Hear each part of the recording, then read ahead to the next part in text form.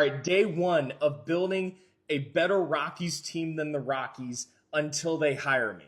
And the Colorado Rockies beat the Miami Marlins today. It was their first series sweep of the entire year and their first series win since May of last year, I believe.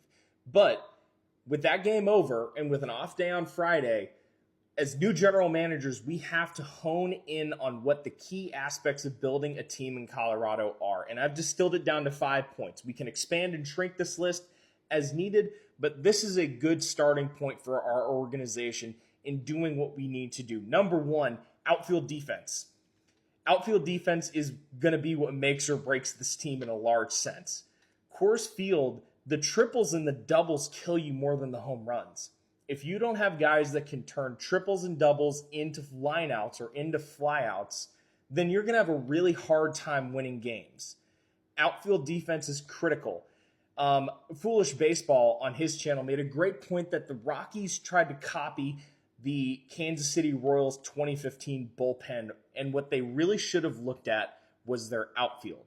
Because think of guys like Lorenzo Cain, Gerard Dyson, Nori Aoki, Alex Gordon. These guys won games for the Royals in another huge outfield at Kauffman Stadium. So outfield defense, number one, that's paramount. Number two, at Coors Field, you're only losing if you strike out. This is a great place to be if you can put balls in play. If we're striking out, if we're making outs that don't require the defense to do anything, that's a really hard way to win baseball games, especially in an environment like Coors Field. So let's put the pressure on the defense. Let's try and win games by putting the balls in play, making potentially less defensively proficient teams make mistakes and win that way. Number three, when it comes to our pitchers, change speeds and keep ducks off the pond. At Coors Field, pitches just don't move like they normally do. They move a lot less. You're not going to be able to rely on big rise from a fastball or big break from breaking balls. The one variable you can control is speed. You have to be able to change speeds. We have to be able to generate a good amount of movement, but the one thing that we have to do is change speeds at the pitching position because that's the one variable we can well and truly control. And don't walk guys.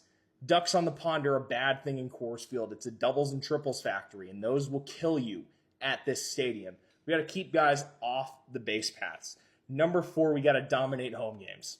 We have to build a roster that can win a great deal more games at home than we do right now.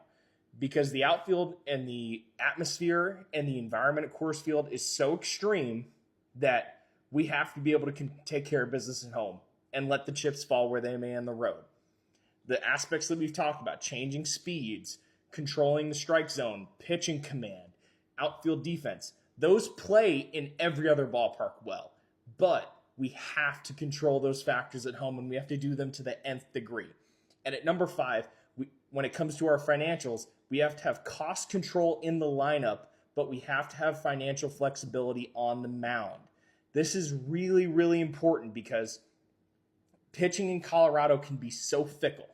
Think about German Marquez, Kyle Freeland, Ubaldo Jimenez.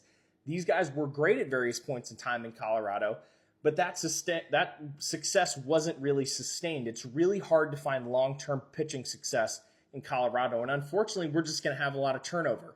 But offensively, there are guys that have been able to make a really good run of it for a long time in Colorado. Troy Tulowitzki, Todd Helton, Larry Walker, Charlie Blackmon. These guys have been able to do well in Colorado for a really long time, and so we have to keep those guys financially cost controlled because we need to know what we're paying our center fielder that can track down every fly ball in 4 years. We have to know what we're paying that guy because we might not know what our number one starting pitcher is going to cost in 4 years. We may have a guy fall off. We may need to go replace a guy. We may need to go spend a signing bonus in the draft. We may have to trade someone. We may have to go out and get someone in free agency, as hard as that is in Colorado. But we have to have financial flexibility on the mound. We have to be able to turn over that pitching staff because there's no telling what it's going to look like in a couple of years. But we can relatively reliably kind of project what our lineup is going to look like. So we have to make sure that there are as few money variables in that lineup as possible because we're going to need to devote money flexibly onto the pitching staff. So With that being said, we're going to start to kick off a little bit more into the strategy that we're going to take to rebuild the Colorado Rockies and turn this into a better team in real time and hopefully be a whole lot better than the current Colorado Rockies by the end of this year.